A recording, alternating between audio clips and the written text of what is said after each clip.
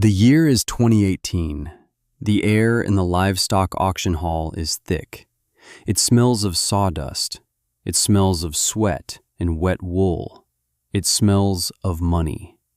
Frank Miller sat in the third row.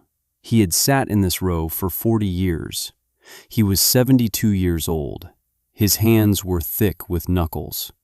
His eyes had seen tens of thousands of animals pass through the ring. Cattle, hogs, sheep. He knew the business. He knew the bloodlines. He knew what a good animal looked like, and he knew what a waste of time looked like. The auctioneer's voice was a rhythmic chant, a cadence that loosened wallets. Lot 212 was coming up, a special consignment, the Vance flock. Frank leaned forward slightly. He had heard the whispers for a few years. He didn't pay them much mind. Fads came and went in this business. Someone always had a new miracle breed, something that would change everything. It never did. The gate swung open. 12 ewes entered the ring. They were smaller than the Suffolks he usually brokered. Their wool was a strange, deep gray, almost silver in the bright lights. They moved with an unusual calm. The crowd murmured. Frank squinted. He recognized the ear tag, a simple blue notch. He remembered a farm, a long time ago, a young woman with worried eyes. He had been kind to her. He had given her good advice. The auctioneer started the bidding, $50,000 for the lot. Frank almost laughed. That was over $4,000 a head, for sheep. A hand shot up in the back. $100,000. The room went quiet. Frank Miller stopped breathing for a second. He felt his heart stutter. The auctioneer didn't miss a beat. $100,000 I have. Do I hear $150,000? A man on the phone, a buyer for a German consortium, nodded. $150,000. $200,000. The bids came in fast, like drumbeats. $250,000. $300,000. Frank Miller felt something he couldn't quite name. It wasn't anger. It wasn't jealousy. It was the cold, hollow feeling of a man realizing he had been fundamentally wrong about something for a very, very long time. The auctioneer's gavel finally fell. Sold. For $540,000. To the buyer on the phone. The room erupted in applause. Frank Miller did not clap. He just stared at the sheep, at the simple blue ear tags. He remembered what he had told her. That day, 22 years ago. He remembered the exact words. He said, "Elara, I'm not going to be the man who wastes your time and my fuel." He said, "They're just sheep. This is the kind of story we tell here. The stories about people who were counted out. The ones who were told they couldn't. The ones who did it anyway. If these are the stories you need to hear, then you are in the right place. Subscribe to this channel, because the story of Elara Vance is not about the money. It's about what happens when the world tells you what you have is worthless, and you decide to believe in it anyway. Let me tell you how it began. It began with a death. It was March of 1996. The ground was a cold, hard mud. Elara Vance stood in the yard of her family's farm. The farm was 112 acres. Most of it was rocky pasture, good for little else but grazing. Her father, Thomas Vance, had died 2 weeks before. A heart that just gave out. He was 61. Elara was 24. She had his eyes. She had his quiet way of moving. She inherited the 112 acres. She inherited the small white farmhouse. She inherited the $34,000 of debt owed to the bank. And she inherited the sheep. There were 87 of them. They were not an impressive sight. They were a breed her great-grandfather had brought over from the old country. Scrappy, mid-sized animals. They had dark faces and legs. Their fleece was not the bright white that the big mills paid for. It was a patchwork of grays and browns and blacks. Her father had called them his living heirlooms. The neighbors just called them mongrels. The debt was due in 6 months. Alara knew what she had to do. She had to sell the flock.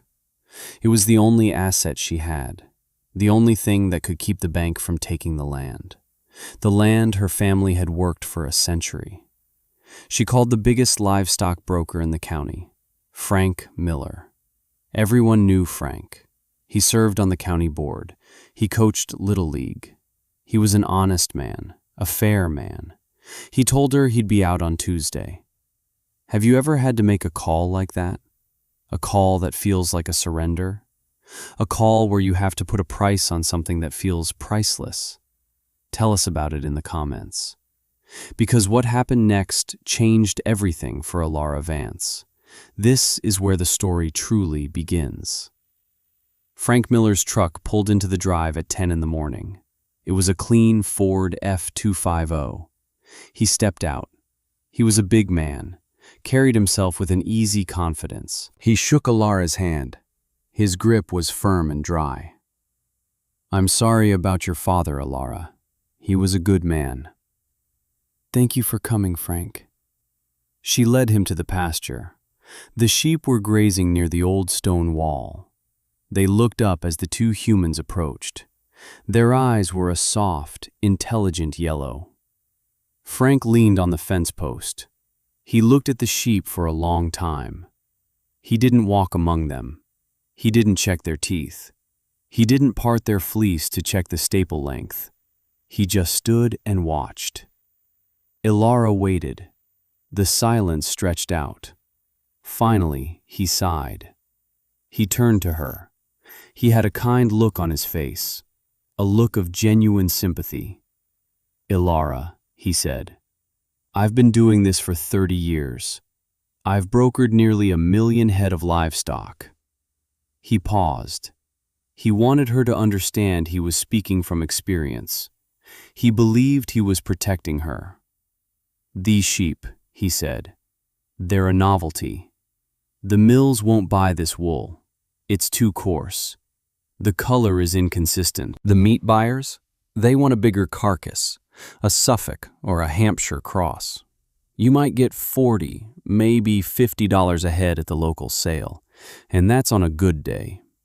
Alara felt her stomach tighten. She had done the math.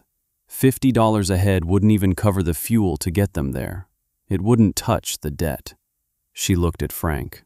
"But you could take them to the big auction? The one in Stanton?" Frank shook his head slowly. He looked her right in the eye. He wanted to be clear. He wanted to be kind. This was the most dangerous limitation, the one delivered with kindness. It cannot be fought with anger. It can only be disproven with decades of work. "Alara," he said, his voice soft, "the auction in Stanton is for prime commercial stock. The commission is 4%. The trucking alone would cost you $500. I can't in good conscience take your money for that. You'd lose money on the trip. I'm not going to be the man who does that to Tom Vance's daughter." He put a hand on her shoulder. It was meant to be a comforting gesture. "My advice? Sell them privately. To a spinner's guild maybe. Or for meat to folks around here. Cut your losses. Focus on the land." He truly believed he was helping. This certainty, not cruelty, is always the antagonist. Then he said the words she would never forget. The words that would echo for the next 22 years. He looked from her to the flock and back again. "I'm sorry, Alara, but I can't sell them for you. They're just sheep. It's not worth the drive." He got back in his clean truck. He drove away. And Alara Vance stood alone by the fence, watching the animals that were her only hope. The animals she had just been told were worthless. She walked back to the house. The air felt cold and thin. The farmhouse was quiet. It still smelled like her father, of pipe tobacco and wood smoke. She sat at the kitchen table. the table her great-grandfather had built. She saw the foreclosure notice from the bank on the counter. A stark white piece of paper, a death sentence for the farm. She felt a wave of despair. Frank Miller was right. He was the expert. He knew the market. She was just a girl who had lost her father. What did she know? She thought about selling the land, just letting it go, moving to the city, getting a job, forgetting this place, forgetting the rocks and the mud and the sheep. Then her eyes fell on something on the bookshelf. It was a row of old ledgers, bound in cracked, dark leather. Her father's records. His father's records before him. She pulled one down. The year on the spine was 1975. She opened it. The pages were filled with her father's elegant, looping script. It wasn't just numbers, it was a story. Each page was dedicated to a single you, a name at the top: Daisy, Willow, June. Below the name was a family tree, a lineage traced back for generations. Birth weights, fleece weights, number of lambs, notes in the margins. Good mother. Throws twins consistently. Resistant to foot rot. She saw notes about the wool. He had sold it, but not to the big mills. He sold it in small batches, to weavers in Vermont, to spinners in North Carolina, to artisans who wanted the specific colors, the deep grays, the warm browns. He got 3 times the price per pound that the commercial mills paid. It wasn't a lot of money, but it was consistent. It was a niche. She pulled down another ledger, 1952, her grandfather's handwriting, the same meticulous detail, the same care. She stayed there for hours, going through the books, one generation after another. She saw her family's history not in photographs, but in the genetics of these animals. They had survived blizzards. They had survived droughts. They had survived depressions. They had survived because they were tough. Because they didn't need special grain. They thrived on the rocky pasture. They lambed easily on their own. They were self-sufficient, just like her family. Finally, she reached the very last page of the oldest ledger. From her great-grandfather. The year was 1919. The ink was faded. His English was still broken. He wrote a single sentence at the bottom of the page. A philosophy. A promise. A piece of advice passed down through the silence of generations. The bloodline is the bank. Don't ever let them touch the principal. Elara closed the book. She looked out the window at the flock. They weren't just sheep. They were a living bank account, a genetic trust fund. Frank Miller saw livestock. Her father saw a legacy. In that moment, she made a decision. She was not going to sell. She was not going to surrender. She would not let them touch the principal. She picked up the foreclosure notice, and she tore it in half. The first few years were the hardest. Let me tell you about those years. The bank gave her a 90-day extension, a courtesy, they said, for her father. It wasn't a reprieve. It was a ticking clock. Elara went through her father's ledgers again. She wrote down the name of every weaver he had ever sold to, every spinner, every artisan. She spent a week on the phone. Most of the numbers were disconnected. Some of the people had retired or died. But she found 3. 3 who remembered her father. They remembered his wool. They asked if she had any. She said yes. She did not know how to shear a sheep. Her father had always hired a professional crew. She couldn't afford a crew, so she learned. She called her neighbor, Silas Croft. He was 80 years old. His hands were gnarled with arthritis. He had known her father his whole life. He came over the next morning. He didn't ask questions. He just brought an old shearing machine, a Lister Shearmaster.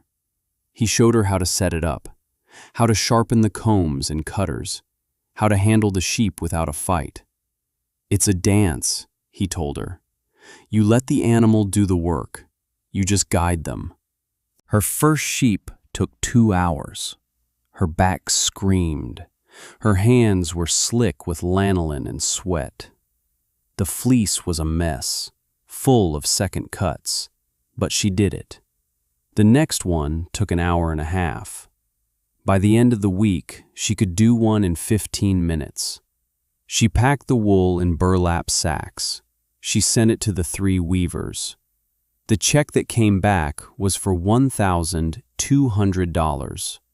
It wasn't enough, not even close, but it was a start. It was proof. Frank Miller was wrong. The wool wasn't worthless. It was just worth something to the right people. She took that money to the bank.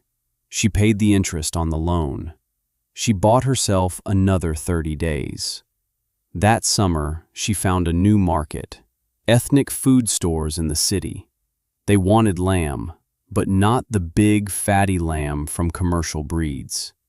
They wanted a smaller, leaner animal, an animal that tasted like the ones from the old country. Her sheep were perfect. She sold 10 lambs, cash, $2,000. She paid down the principal on the loan. The bank manager looked surprised. She started to build a reputation, not with the big players, not with men like Frank Miller, but on the fringes, with the artisans, the foodies, the people who cared about story, who cared about heritage. She used the internet. It was new then. She built a simple website. She posted pictures of the sheep. She told their story. She wrote about her father, about her great-grandfather, about the ledgers, about the bloodline. The bloodline is the bank. Orders started coming in, small at first. A single fleece to a woman in Oregon, a breeding ram to a small farm in Kentucky. Every sale was a victory. Every dollar was a stone in the foundation of her independence. She worked from sunup to sundown, mending fences, hauling hay, delivering lambs in the dead of winter. Her hands became rough. Her face was lined by the sun. She was often tired. She was often lonely. But she was free. She owed nothing to anyone except the bank. And she was slowly, quietly paying them off. Because this is where the story becomes bigger than one woman and one farm. This is about the quiet power of consistency. By the year 2000, she was clear of the bank. The farm was hers, free and clear. She had a flock of 150 ewes, every one of them traced back to her father's original flock. She bought her neighbor's pasture when he retired, 60 acres, cash. Frank Miller drove past her farm sometimes. He saw the new fencing. He saw the growing flock. He heard the talk at the co-op. He didn't understand it. He saw a woman working herself to the bone for a niche market. A hobby, he thought. He was still brokering thousands of head a week, making good money. He was in the volume business. He didn't see the storm coming. By 2005, the market was changing. Wool prices for commercial fleece plummeted. Competition from overseas. Lamb prices were volatile, dependent on feed costs, corn, soy. Frank's clients were leveraged. Big loans on land, big loans on equipment. They were chasing pennies on the dollar. Alara had no debt. Her sheep ate grass. Her costs were low. Her profits were high. She sold her wool for $40 a pound. The mills were paying $2. She sold her breeding rams for $5,000 apiece. Commercial rams sold for $500. Contrast math. The numbers tell the story of who was right. She was not in the livestock business. She was in the genetics business. The bloodline is the bank. In 2008, the financial crisis hit.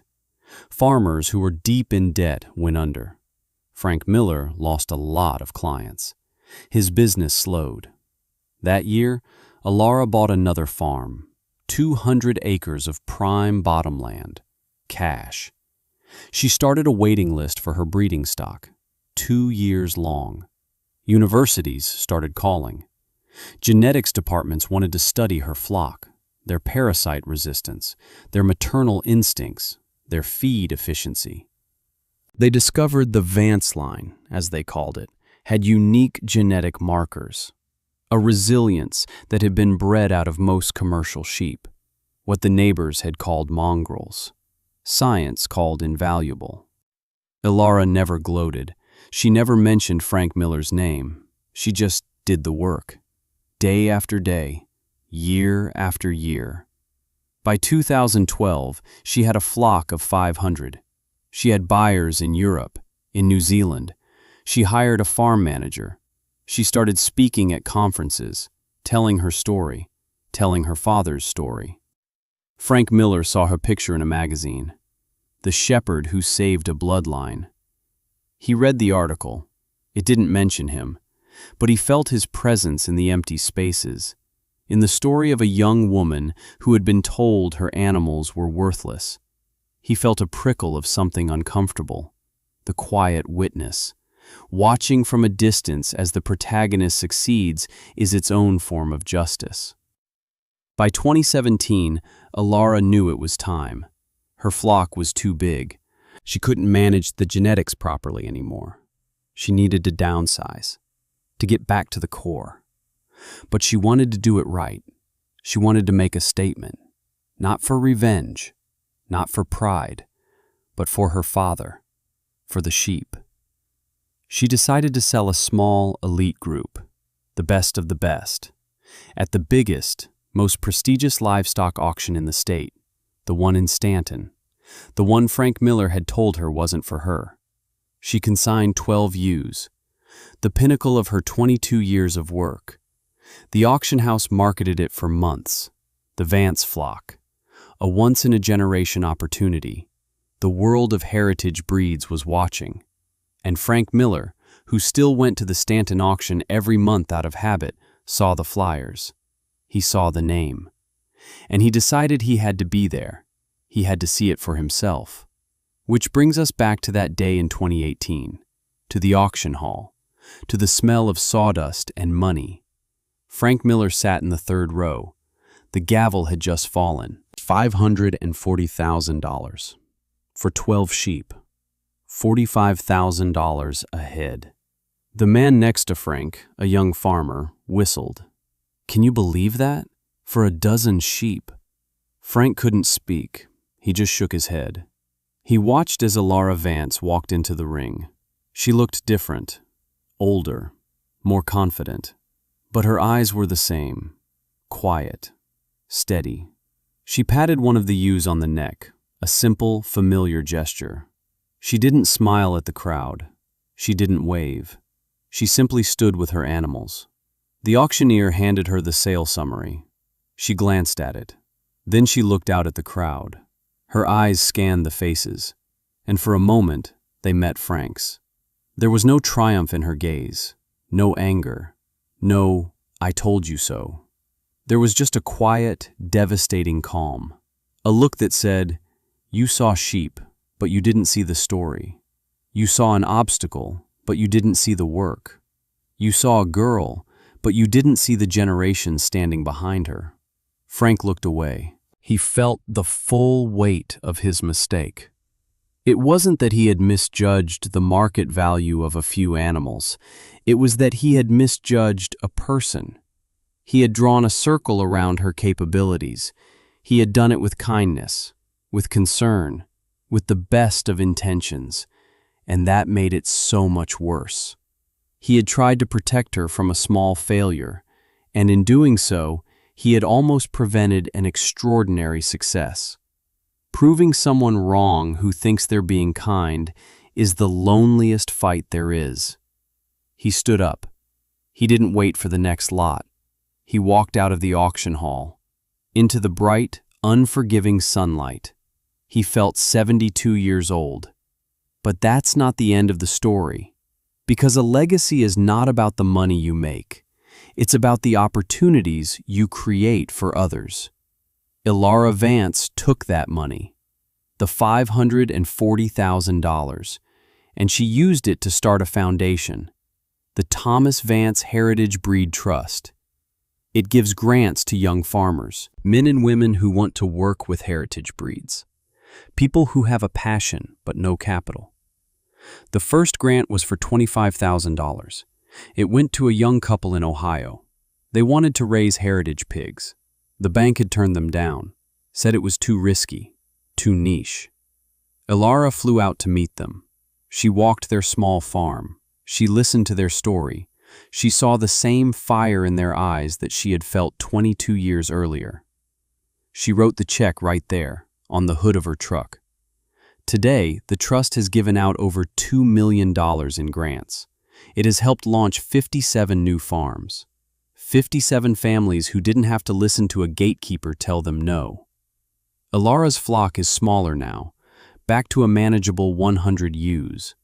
She spends most of her time mentoring, answering calls from young shepherds, teaching them about genetics, about marketing, about the quiet art of believing in something nobody else can see. The Vance line is now a global standard. Its genetics are used to improve flocks all over the world, adding resilience, adding strength, adding value. The bloodline is the bank, and the principle just keeps growing. On a wall in her farmhouse office, there is a framed document. It's the sales summary from the 2018 auction, a simple piece of paper. Lot 212, 12 ewes, $540,000. Next to it hangs a shepherd's crook. It is old. The wood is worn smooth by a lifetime of use. It was her father's. Sometimes, when the house is quiet, she takes it down from the wall. She can feel the presence of her father, her grandfather, her great-grandfather. The quiet, stubborn men who pass down more than just a flock of sheep. They pass down a way of seeing the world, a belief that the true value of a thing is not in its market price, but in its story, in its resilience, in its ability to endure. The dirt is enough. The bloodline is the bank. Right now, somewhere in the world, someone is being told they can't. Someone is being told their idea is too small, too niche, too strange. They are being told this by someone who is kind, someone who is experienced, someone who genuinely believes they are helping. And that person has a choice. They can accept that limitation, or they can pick up their father's ledger and start the long, quiet work of proving them wrong. This story is for them. If you know someone who needs to hear this, share it with them. The world is full of people who will tell you what is impossible. Don't be one of them, not even to yourself. Subscribe for more stories of quiet triumph.